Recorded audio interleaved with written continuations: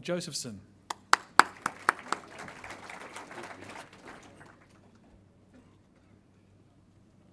Good afternoon. It's truly an honor to follow Honorable Minister Joyce, who has a really great sense of humor. He sort of cleared the room too, didn't he? So there's a lot of breadth in the ICT industry in Canterbury. That's not as much depth, but there'll be more depth as the years go on.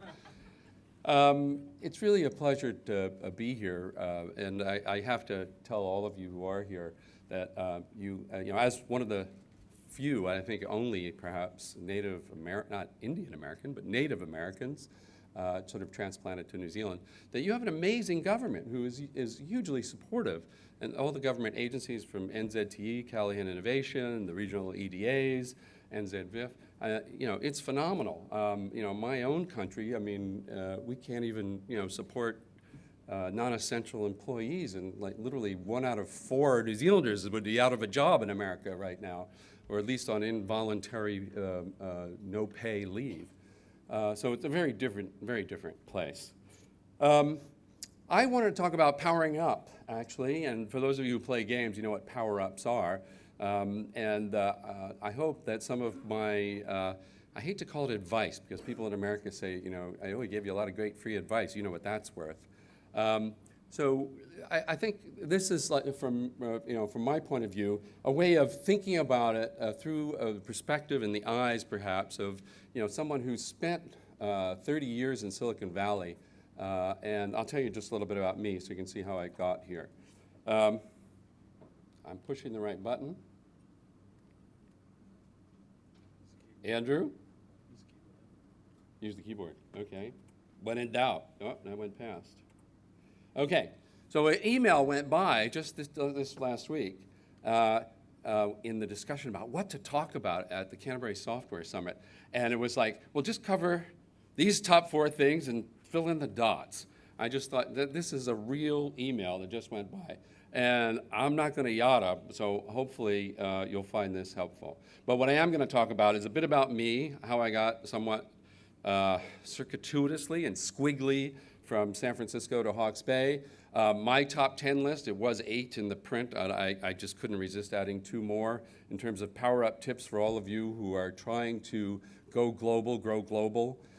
Some bonus letters, CPR. Actually, one of my great mates in the United States, who's a former Kiwi, has a company called I Need CPR, and he's doing very well in San Francisco, selling advertising, interactive, actually, ads to major Silicon Valley companies. And then SNX, which you'll see in a minute. And be a do-gooder as well as be a doer. Okay, now it's going to work. Okay, so just quickly me, I was a serial entrepreneur before lean startups, before there were books to give you advice. I made probably every mistake possible. If I haven't, then I'm going to learn more as I go. But my career started out doing video in the first generation of small format video, moving to television production, cable television, satellites. I had my first IPO when I was 29 in the Denver penny stock market in a teleconferencing business, second one, 86 in satellites. Sold both companies in California, moved from Boulder, Colorado, Silicon Rockies to the California coast. Got involved with technology licensing, international business development, spent the last decade basically involved in economic development, and I also produce thought leadership events. I'll be doing one here, actually, with AUT next year on digital innovation. This probably sums it up. For my 60th birthday, an Auckland mate of mine sent me this new logo. You know, I read a book back in the 80s called Love is the Killer App. It was written by the founder of Broadcast.com, who sold it to Yahoo for millions. And one of the thesis in the book was, give away your Rolodex because it will come back to you. It's good karma.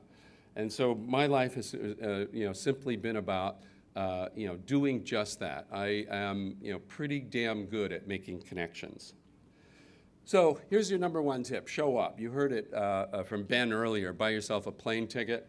You know, it varies depending if you Google this quote. You know, some say 90% of success is showing up. You know, the other 10% is perspiration, not inspiration, believe me.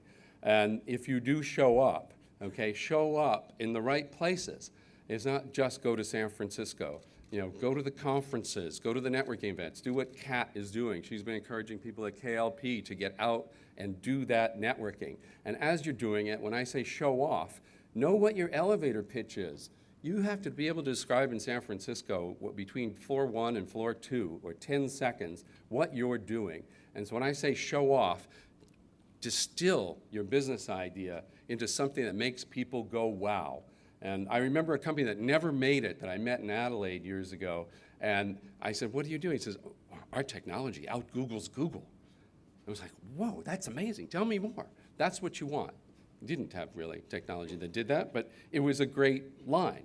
And so you want to have the line, but you want to also have something to show off. Okay, know your universe, okay? For those of you who are unfamiliar with San Francisco, I mean, I first went there in 1973, 40 years ago.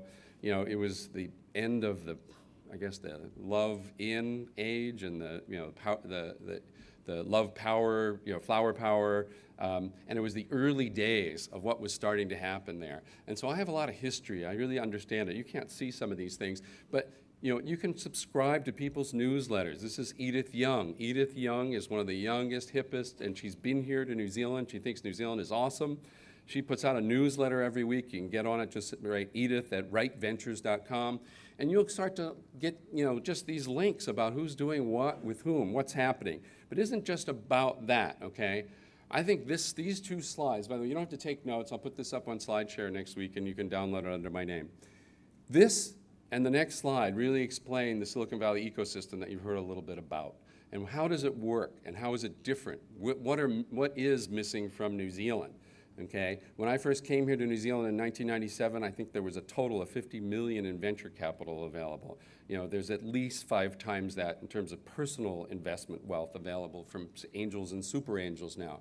But Silicon Valley has all of that because it went through all the cycles, whether it was Steve Jobs in the garage or HP guys in a garage. It has, you know, the universities. It has organizations that are, you know, essentially, you know, helping things happen. It has amazing infrastructure. San Francisco in America is like no place else. It is an Asia, you know, Pacific city. It's a Euro-Pacific city. It's just not like anywhere else. I dare you to go to any place in the United States and think it has a similar ecosystem to San Francisco. Boston tries, and that's about as close as it comes. But this is what makes it all happen. And so you have to make up for the things that you don't have, okay? But it creates a system of cycles. And this is what you have to plug into. Kat was touching on it, and earlier today. This is actually one of the first conferences where I don't just show up and speak, and I've heard other people, so hopefully I'm not redundant and I can build on what was said. But you know, you've heard, you know, a little bit this morning about, you know, you got to go there, and this is the reason you have to go, but you have to understand what goes on there. It's not like you just show up with an IM and you say, okay, I'm here, I want my 3 million, who do I talk to? In fact, I wouldn't go to the United States and try to raise money. Oop, there we go. Strategy is most important, okay? How does it rate in your organization, your team, your product and service? I'm going to assume that you're all building great, incredible products and services. Otherwise, why would you do it, okay? You want to be doing something that's amazing, whether you're going to change the world, you can change your world, change your friend's world, or change your vertical business sector. You know, you want to be doing something that's amazing. And you've got to have strategy. Strategy all across the board. It's not just how are you going to get to market, it's how are you developing your product, how are you going to improve your product, how are you going to do customer acquisition. Everything is strategic. You know, this note about how you can there's so many different ways to get from one place to another. You know, not always does it matter that it's a plane, okay? So you have to, what's appropriate? What's the appropriate route? And what's the best strategy to get places? Most important, power up. Time your moves. Timing is essential. You can make all the right steps, but time your move wrong.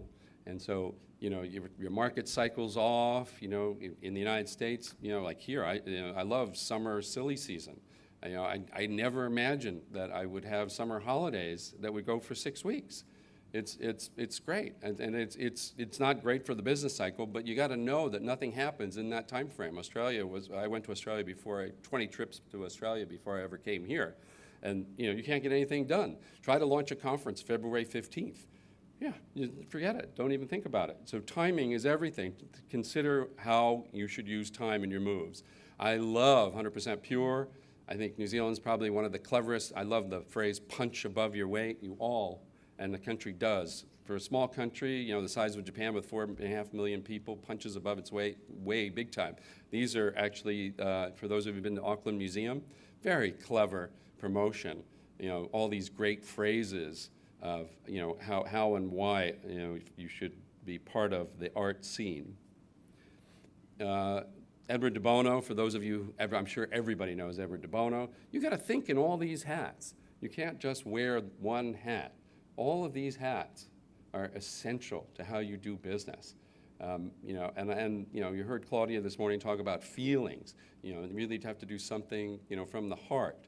Maya Angelou and that guy whose book I mentioned earlier, Love is the Killer App, they both say it's not what you make people think, it's how you make people feel. And so in your actions, even, feelings matter, because how you make people feel is what they remember. So give that some thought in your business thinking, planning, etc. We're back to the keyboard.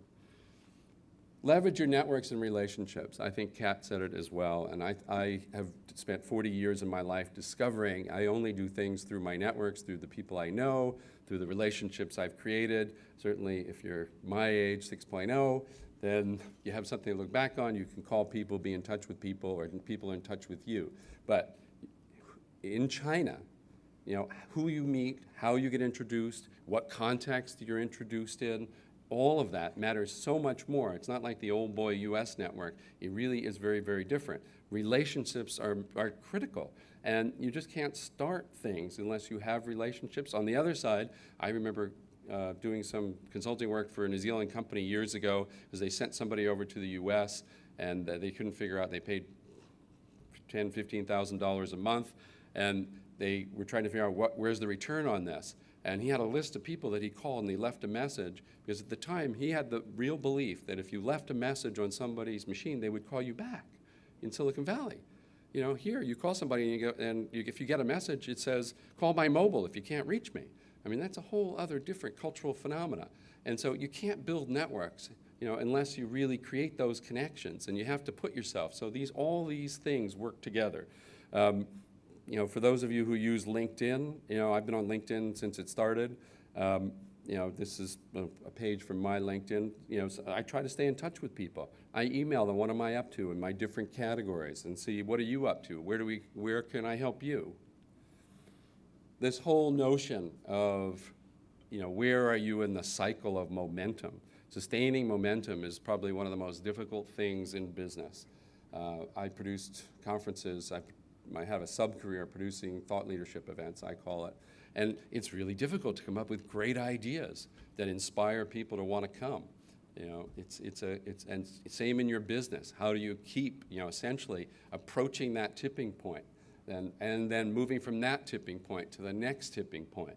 In some ways, I think today's conference, my coming here, actually, I hadn't been here. I was here in December with the Geeks on a Plane. I have stimulated a bunch of people to come to New Zealand over my 16 years here, last 8 years, spending a lot of time here. And, it was just, we were here for literally 8 hours. We went to the container, we heard a little bit of the story of what had happened here. Everybody on the trip said, wow, what unbelievable. We went to Epic and we did a session there, as Ben knows, and others who were there. And then we literally were on a plane to Queenstown.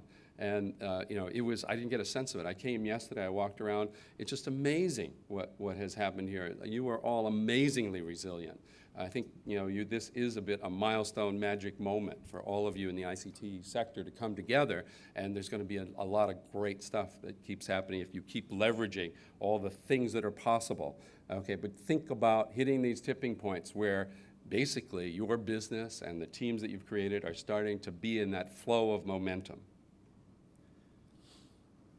I think one of the biggest problems for New Zealand companies is partnering, whether it's through licensing or strategic partnerships. There's not enough resource here to go out and build a global sales and marketing team unless you're a Zero, which is doing that. but not everybody is, and not everybody followed that path where you could do an IPO before you had a product. So you've got to figure out how to align and partner in the best possible way for your product or service. And the reason I put this graphic in there is because it totally amazes me that people don't differentiate that much between business development, marketing, and sales. They are very, very different skills. I fall into the green category, and thankfully in my life, post-entrepreneuring and my role with teams, I've been involved in strategy, relationship building, networks, and evangelism, which is a term that was coined by Guy Kawasaki, for those of you who've read some of his books. He was the first, I actually got his evangelist card at Apple, and I was like, oh, you're part of the religious fervor for the Apple Mac heads. That's part of creating essentially context for your business. Marketing's a whole other thing. Sales is a whole other thing. So they're not the same thing. An executive recruiter in the U.S. called me recently because of the economic difficulties and said, "Do you know anybody who we could hire who could be a vice president of business development, marketing, and sales?" I go, "You're kidding?" I said, "Yeah, we want one guy who can do it all." I said, and what are you going to pay? Well, we're just going to pay six figures, low six figures, one salary. We need a young guy who can do it all. I go, "You're out of your mind." I mean, but he wasn't. He'd been chartered to do that. And I just think that's wrong. These are totally different kinds of things. And all of them actually are part of how you work with another company. So just to stay with this for a second, you might align with a company in the United States because they have a channel and they can market your product. But be careful how you do it. Okay, because you don't want to be locked down on an exclusive basis necessarily. So all of those things, negotiate. I don't think New Zealand business people have a lot of experience in negotiating license agreements. I've been involved in a lot. And there's many a slip twixt the cup and the lip, goes the old English phrase. And that's where the notion of where you start isn't how you wind up. One of the things that makes me sad in this country is that failing is not an acceptable kind of thing. If you fail, you get stigmatized a little bit. Whereas in the Valley, people say, well why did you fail your last business? Okay, what did you learn? Okay, you're not going to do that again. Here's a check. It has a different kind of connotation, to fail. And so you sort of want to fail safely. And what I mean by that as a double entendre is, fail safe in that you have a plan B or a plan C or D, and it's basically pivoting. The notion of pivoting, which you heard earlier as well, is commonplace. I did some consulting work for a company, and they pivoted probably 6 times before they actually sold the business for $9 million.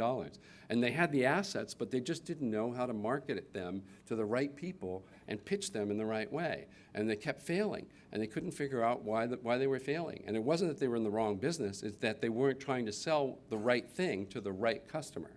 And so all those things are part of strategy. And having a fail-safe plan, thinking latterly, they all tie in together. Back to keyboard. Okay, these may be a little difficult to see. So I said CPR.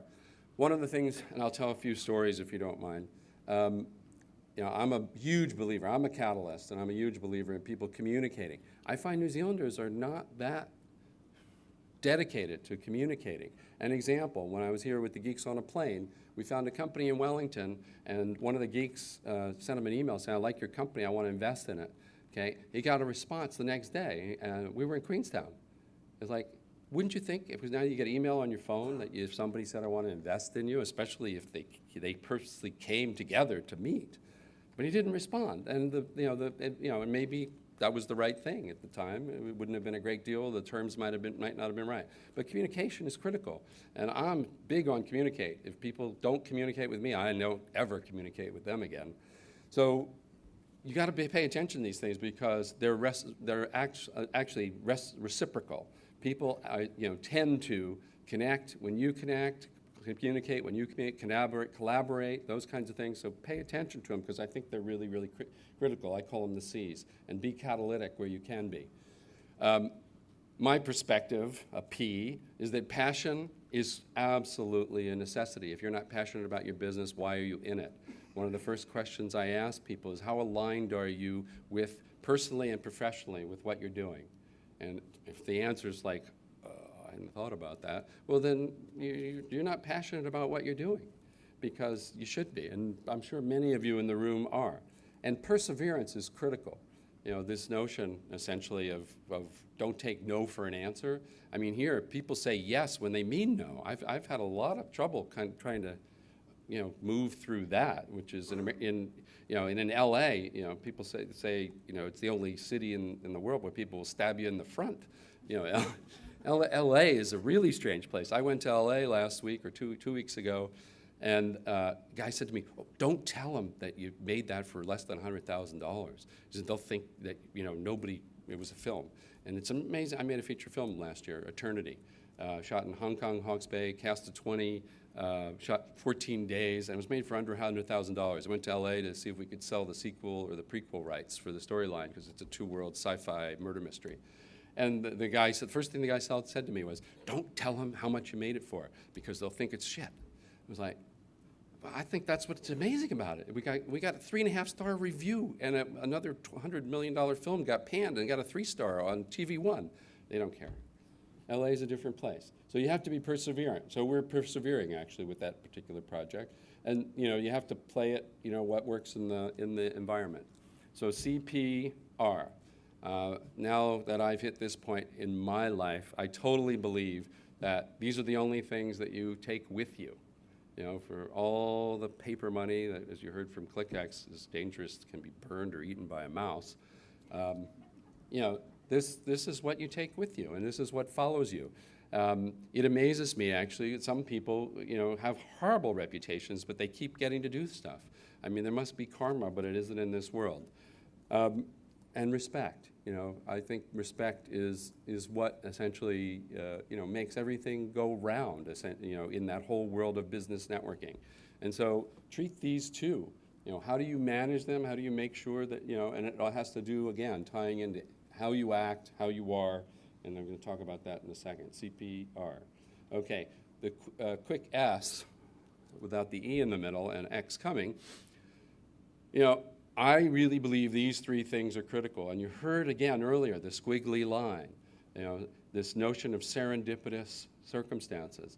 You know, I went to Aspen to go skiing when I was out of college, and I was on a lift with a guy, and he had mirror sunglasses and long hair. I thought he was a drug dealer. And we started talking. He said, what do you do? I have a degree in communications, and then I know small format video production. He said, oh, I own the local cable system. We have to do local origination and public access. Don't know anything about it. You want to come work for us? By the end of the lift, I had a job, stayed in Aspen for 4 years. Started my first company from there, moved it to Boulder. Who would have guessed? I was on my way to San Francisco for the third time. And these serendipitous things, these spontaneities, the synchronicities that, you know, come up, you really have to pay attention to them, because I believe they put a little bit of structure and form around taking that great leap, or, you know, being in the huge risk that you might do as a startup business, or as, you know, the next business that you're doing. And solutions are everywhere. You may not recognize it. You know, I go to one conference a year just because I would never think I'd go to that conference. I go to 20 conferences a year on average, used to speak at a lot more, you know, just to see what comes of it and who you meet. This X factor is most critical. A lot of CEOs, a lot of founders, you know, don't have it. I actually have met 2 out of 4. Which 2 do you think? Well, no, I actually met Bill Clinton. I was a pre-keynote for the World Congress on Information Technology in 2002, and he came out of a Lincoln Continental with a guy with an earpiece, and he was wearing golf togs to the Intercontinental Hotel, and I was standing there, and I said, how were the links? And he said, awesome, you should have been there. And I said, you should have had your people call my people. And he said, good one. And he walked in. So that was my 5 seconds with Bill. Steve Jobs, I met a few times. He was awesome, and it's hard to believe that he's no longer here and I'm standing here. But charisma is critical, so if you don't have it, figure out how you can get some, you know. Because seriously, it's not an injection or anything, but people, you know, I was a mild-mannered, you know, nerdy person. Here I am. I can still talk in front of an audience. I was forced to at one point. Be a doer. And I know all of you are in some way, shape, or form or other. The first time I encountered this was my first, I guess, sort of real job. I was hired to be the Director of International Business Development for a joint venture of Electronic Arts, AT&T, Michusta, and Time Warner. And I said, what are we going to do? He said, well, fill out this form. It was like, what are you going to do in the first 3 months to move the company ahead? It was like, oh, okay. And so I said, there's no KPIs. It's like, these are the people you got to work with, and you figure out what you're going to do, and then submit it to us, the board. And that's how we started. Just be a doer. And we were a technology licensing company, and we had to figure it all out. And so we became obsessed, but we were going to make this happen because it was, what a way to start us off. And so we were driven by the passion of it all, and all of you are, I'm sure. And I hope you're aligned with your personal professional goals, because that'll make it different. And I think those are the people, ultimately, who get what they want. Now, there's all kinds of books that tell you, the 7 secrets of successful people, the 8 this, the 10 that, the dozen this. I love this no worries, mate culture. To me, it means be happy, no worries. You say it, it's, oh, no worries, like, thank you. I think these 5, actually, which are really sort of funny, but supposedly these 5 actually were extracted from all those books. What do they have in common? Smile, laugh, do good deeds, eat chocolate, dark chocolate, by the way, and then sex in the morning. What a great way to start the day, supposedly. And I didn't throw that in there to be, but that was in there. And if you're reading magazines out of the Koru Lounge, M2 has 100 Rules to Live By on the cover of their current issue. It was an awesome read. I think it should be required reading for every entrepreneur. So it's not just, how you do your business. There's so many other, elements that, play a part. Okay, so the good news is you can get there from here. You can do whatever you want to do with your business, wherever you want to take it. Don't take anything as an impossibility, as you've heard today, because miracles happen. And if miracles don't, then just something comes out of the woodwork when you least expect it, okay? The bad news is what you're willing to believe to be true, and I'm sorry about Microsoft.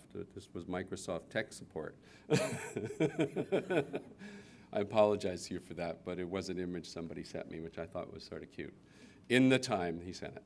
But whatever, your operating system, whatever, okay, what you believe to be true is true with certain limits, okay? So don't fool yourself or create limits that limit, what your ability to succeed may be.